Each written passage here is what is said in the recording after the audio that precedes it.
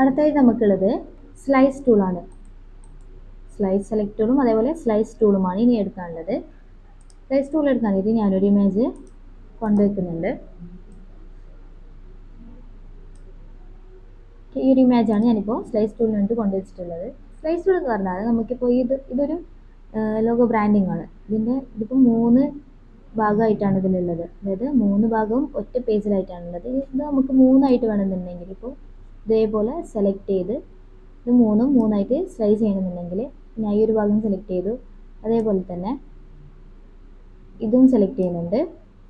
Next അതേപോലെ ഇതും select ചെയ്യുന്നുണ്ട്. ഇപ്പോൾ ഞാനിത് ഈ ഒരു പേജിനെ 3ആയിട്ട് ഇതുപോലെ സെലക്ട് ചെയ്തിട്ടുണ്ട്.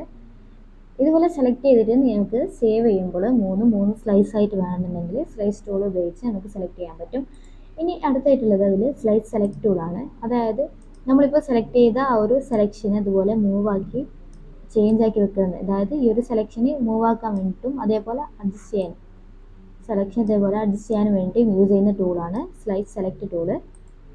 ഇനി ആ സ്ലൈസ് ടൂൾ തന്നെ എടുക്കുന്നുണ്ട്. അതിനുശേഷം ഞാൻ ഫയലിൽ എക്സ്പോർട്ടിൽ സേവ് ഫോർ വെബ് എന്നുള്ളൊരു ഓപ്ഷൻ ഉണ്ട്. അതായത് ഫയൽ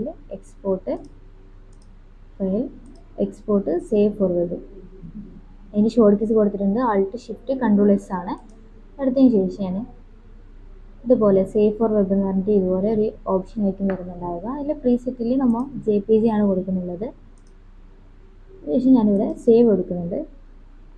ഇത് കഴിഞ്ഞാൽ നിങ്ങളുടെ ആ ഒരു ഫോൾഡർ, അതായത് ഏത് ഫോൾഡറിലാണ് സേവ് ആക്കുന്നത് ആ ഒരു ഫോൾഡറിലേക്കായിട്ട് ഞാൻ സേവ് ചെയ്യുന്നുണ്ട്.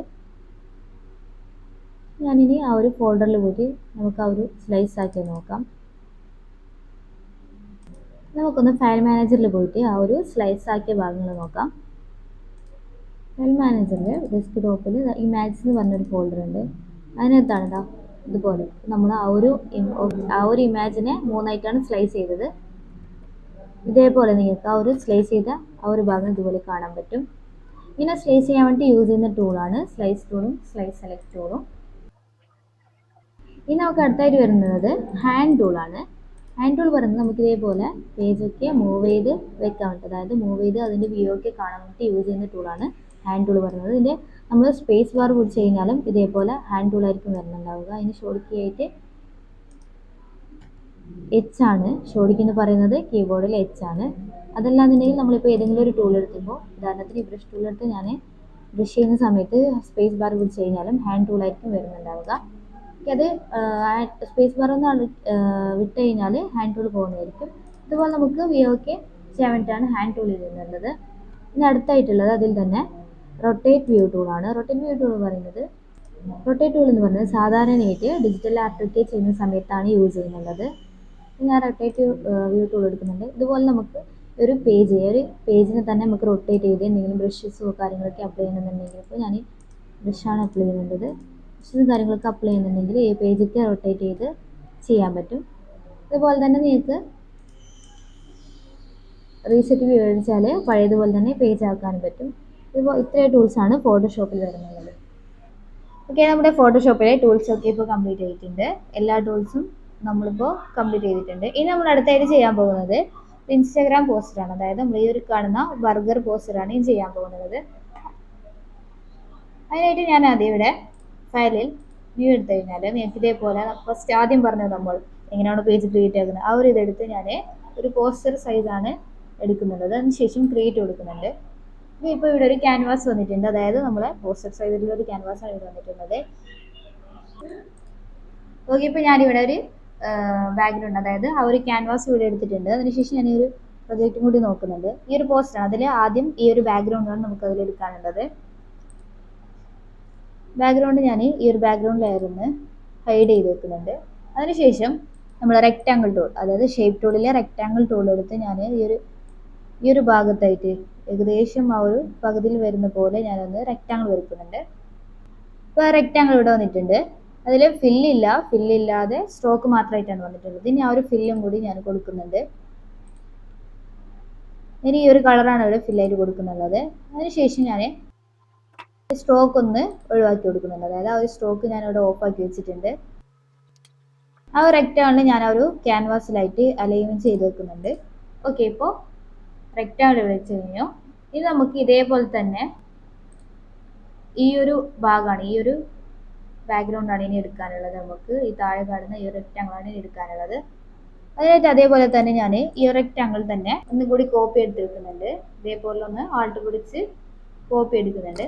അതിനുശേഷം കൺട്രോൾ ടി അടിച്ച്, അതായത് കൺട്രോൾ ടി ഷോർട്ട് കീ ആണ്, കൺട്രോൾ ടി റൈറ്റ് ക്ലിക്ക്, ഇതിലെ പെർസ്പെക്റ്റീവ് എന്നുള്ള ഓപ്ഷൻ ഉണ്ടല്ലോ, പെർസ്പെക്റ്റീവ്, ഡിസ്റ്റോർട്ട്, സ്ക്യൂ, റൊട്ടേറ്റ്, അതേപോലെ ഓപ്ഷൻസിൽ ഡിസ്റ്റോർട്ട് ആണ് എടുക്കുന്നത്.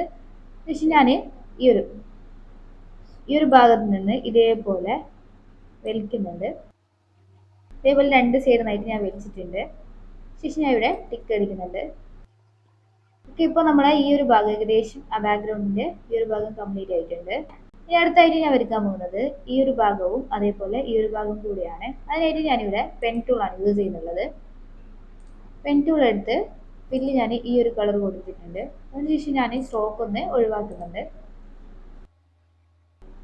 അതേപോലെ തന്നെ ഈ ഒരു ഭാഗത്ത് നിന്ന് ഞാനൊന്ന് സെലക്ട് ചെയ്ത് കൊടുക്കുന്നുണ്ട്. ഈ ഒരു ഭാഗം ഇപ്പോൾ ഫില്ലായി കൊടുത്തിട്ടുണ്ട്. അതിനുശേഷം ഞാൻ ഈ ഒരു കളർ ഒന്നും കൂടി ചേഞ്ച് ചെയ്യുന്നുണ്ട്. അതിൽ നിന്നും കുറച്ചും കൂടി ഡാർക്ക് ആയിട്ടുള്ള ഒരു കളറാണ് ഇപ്പോൾ ഇവിടെ കൊടുത്തിട്ടുള്ളത്. ഇനി ലെയേഴ്സ് എടുത്ത് ഞാൻ ഈ ഒരു ഷേപ്പ് വേണമെന്നുള്ള ആ ഒരു ഇത് ഈ റെക്റ്റാങ്കിളിന്റെ താഴെയായിട്ട് കൊടുക്കുന്നുണ്ട്. ഓക്കെ, ഇനി അത് തന്നെ ഞാൻ കൺട്രോൾ ജെ അടിച്ച് ഒന്നും കൂടി ഡ്യൂപ്ലിക്കേറ്റ് ആയിട്ട് എടുക്കുന്നുണ്ട്. ശേഷം ഞാൻ അതിനെ കൺട്രോൾ ടി അടിച്ച് റൈറ്റ് ക്ലിക്ക്, ഇതേപോലെ ഫ്ലിപ്പ് ഒറിജിനൽ അടിച്ച് ഈ ഒരു ഭാഗത്തായിട്ട് അഡ്ജസ്റ്റ് ചെയ്ത് വെക്കുന്നുണ്ട്. ഓക്കെ, ഇപ്പോൾ ഇതിന്റെ ബാക്ക്ഗ്രൗണ്ട് ഫുള്ളായിട്ട് കഴിഞ്ഞിട്ടുണ്ട്. ഇനി ഇതിലേക്ക് കുറച്ചും കൂടി ഗ്രേഡിയൻസും കാര്യങ്ങളൊക്കെ കൊടുക്കാനാണുള്ളത്. ഇനി ഞാൻ ഈ ഒരു ഷേപ്പിന്റെ കളറ് ഈ ഒരു കളറിലേക്ക് തന്നെ മാറ്റുന്നുണ്ട്. ഈ ഒരു ഷേപ്പ് വേണമെന്നുള്ളതിന്റെ ഒരു ഭാഗത്തുനിന്ന് ഡബിൾ ക്ലിക്ക് കഴിഞ്ഞാൽ നിങ്ങൾക്ക് ഇതേപോലെ കളർ പിക്ക് ആക്കാനുള്ള ഓപ്ഷനാണ് വരുന്നുണ്ടാവുക. അത് വെച്ച് ഞാൻ ആ ഒരു കളർ ഒന്ന് ചേഞ്ച് ചെയ്തിട്ടുണ്ട്. ഇനി ഞാൻ ഈ ഒരു ഷേപ്പിലേക്ക് ഗ്രേഡിയന്റ് കൊടുക്കാനായിട്ടാണ് പോകുന്നത്. അതിനായിട്ട് പുതിയൊരു ലെയറാണ് ആദ്യം എടുക്കുന്നത്. പുതിയൊരു ലെയർ എടുത്തതിന് ശേഷം റൈറ്റ് ക്ലിക്ക് അടിച്ച് ക്രിയേറ്റ് ക്ലിപ്പിംഗ് മാസ്ക് ആണ് ആക്കുന്നത്. ക്ലിപ്പിംഗ് മാസ്ക് അടിച്ചതിന് ശേഷം ഞാൻ ഈ ഒരു കളർ, അതായത് ആ ഒരു കുറച്ചും കൂടി ഡാർക്ക് ആയിട്ടുള്ള ഒരു കളറാണ് ഇവിടെ ഫോർഗ്രൗണ്ട് കളറിലായിട്ട് കൊടുത്തിട്ടുള്ളത്. അതിനുശേഷം ഗ്രേഡിയന്റ് ടൂൾ എടുത്തു കഴിഞ്ഞാൽ നിങ്ങൾക്ക് ഇതേപോലെ ആ ഫോർഗ്രൗണ്ട് കളറിൽ ഏത് കളറാണ് കൊടുത്തത് ആ ഒരു കളറായിരിക്കും ഇവിടെ വരുന്നുണ്ടാവുക ഗ്രേഡിയന്റ് ആയിട്ട്. നെക്സ്റ്റ് ഞാൻ ഈ ലെയർ വേണമെന്നുള്ളതിലേക്ക് ജസ്റ്റ് ഒന്ന് ഗ്രേഡിയന്റ് ആയിട്ട് അപ്ലൈ ചെയ്ത് കൊടുക്കുന്നുണ്ട്.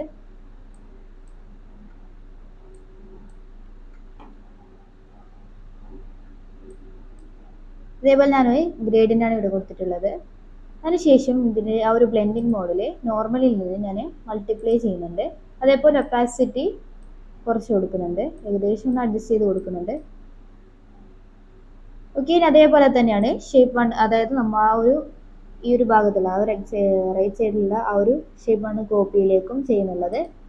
അതേപോലെ തന്നെ ഞാൻ പുതിയൊരു ലെയർ എടുക്കുന്നുണ്ട്. ക്ലിപ്പിംഗ് മാസ്ക് ആക്കിയതിനു ശേഷം ഗ്രേഡിയന്റ് എടുത്ത് അതിനും ആ ഷേപ്പ് വണ്ണിന്റെ കളർ ഒന്ന് ഞാൻ ചേഞ്ച് ചെയ്യുന്നുണ്ട്. ഇതേപോലെ ഒരു ബാക്ക്ഗ്രൗണ്ട് കളർ തന്നെയാണ് ഞാൻ കൊടുക്കുന്നുള്ളത്. നെക്സ്റ്റ് ആ ഒരു ലെയർ 2, ആ ഒരു ക്ലിപ്പിംഗ് മാസ്ക് ആക്കിയ ഒരു ലെയറിലേക്കാണ് ഗ്രേഡിയന്റ് അപ്ലൈ ചെയ്യുന്നുള്ളത്. ഇതേപോലെ ഈ ഒരു ഭാഗത്തായിട്ട് ഞാൻ ഇതിലേക്ക് ഗ്രേഡിയന്റ് കൊടുത്തിട്ടുണ്ട്. ഓക്കെ, ഇപ്പോൾ ഞാൻ ഈ ഒരു ഭാഗത്തും കൂടി ആ ഒരു ഗ്രേഡിയന്റ് അപ്ലൈ ചെയ്തിട്ടുണ്ട്. ഇനി നമ്മൾ ചെയ്യാൻ പോകുന്നത് ഈ റെക്റ്റാങ്കിൾ വേണമെന്നുള്ളത് ഓപ്ഷൻ ഇല്ല, അതായത് ഫസ്റ്റ് നമ്മൾ വരച്ച ആ ഒരു റെക്റ്റാങ്കിളിലേക്കും കൂടി അതേപോലെ ഒരു പുതിയ ലെയർ എടുത്തതിന് ശേഷം ക്ലിപ്പിംഗ് മാസ്ക് അടിക്കുന്നുണ്ട്. ഇതേപോലെ തന്നെ ആ ഒരു റെക്റ്റാങ്കിളിലേക്കും ഗ്രേഡിയന്റ് ഞാൻ അപ്ലൈ ചെയ്ത് കൊടുക്കുന്നുണ്ട്. അതും അവിടെ ഓൾമോസ്റ്റ് സെറ്റ് ആയിട്ടുണ്ട്. ഞാൻ അതിൻ്റെ ഒപ്പാസിറ്റി ഞാനൊന്ന് കുറച്ച് വെക്കുന്നുണ്ട്. നമുക്ക് അതേപോലെ തന്നെ ആ ഒരു റെക്റ്റാങ്കിൾ വേണം കോപ്പിയില്ലേ താഴെ വരച്ച ഈ റെക്റ്റാങ്കിളിലേക്കും കൂടി ഇതേപോലെ ചെയ്യാനുണ്ട്. ഇതേപോലെ ഞാൻ ഇവിടെ നിന്ന് താഴോട്ടായിട്ട് ഒരു ഗ്രേഡിയന്റ് അപ്ലൈ ചെയ്ത് കൊടുക്കുന്നുണ്ട്. അതിൻ്റെ ഒപ്പാസിറ്റി അതേപോലെ തന്നെ ഞാനൊന്ന് കുറച്ച് വെക്കുന്നുണ്ട്. ഏകദേശം ഒരു ലൈന് കാണുന്ന പോലെ ആ ഒരു ഒപ്പാസിറ്റി ഞാൻ അഡ്ജസ്റ്റ് ചെയ്ത് വെച്ചിട്ടുണ്ട്. ഇനി നമുക്ക് നമ്മൾ ഫസ്റ്റ് ചെയ്ത ആ ഒരു ഷേപ്പ് വണ്ണിൻ്റെ ആ ഒരു ക്ലിപ്പിംഗ് മാസ്ക് ആക്കിയ ഒരു ലെയർ ഉണ്ടല്ലോ അതിലേക്ക് ജസ്റ്റ് ഒന്ന് ബ്രഷ് ചെയ്യാനുണ്ട്. അതേപോലെ ബ്രഷ് ടൂൾ എടുത്തതിന് ശേഷം ഈ ഒരു ഭാഗത്തൊക്കെ ഒന്ന് ബ്രഷ് ചെയ്യാണ്ട് ഇതേപോലെ. ഓക്കെ, ഇപ്പോൾ ആ ഒരു ഇതും കഴിഞ്ഞിട്ടുണ്ട്. ഇപ്പോൾ ബാക്ക്ഗ്രൗണ്ട് സെറ്റ് ആയിട്ടുണ്ട്. ഇനി നമുക്ക് ആ ഒരു ബർഗറിൻ്റെ ഇമേജാണ് കൊണ്ടുവയ്ക്കാനുള്ളത്. അതിനു മുമ്പായിട്ട് ഞാൻ ഈ ഒരു ലെയർ 4 മുതൽ ഷേപ്പ് 1 വരെ ഉള്ളതിനെ ഇതിവിടെ താഴെ നമ്മൾ ഈ ഒരു ഫോൾഡറിലായിട്ട് ഗ്രൂപ്പായി വെക്കുന്നുണ്ട്. അതിനുശേഷം ഒരു ഗ്രൂപ്പിന് ഞാൻ പേര് ചേഞ്ച് ആക്കുന്നുണ്ട്. ബേജ്, അതായത് ബാക്ക്ഗ്രൗണ്ടിൽ നിന്ന് ഇപ്പോൾ കൊടുത്തിട്ടുണ്ട് ഞാനിവിടെ. ഞാനിനി ആ ഒരു ബർഗറിൻ്റെ ഇമേജാണ് ഇവിടെ കൊണ്ടുവയ്ക്കുന്നുള്ളത്.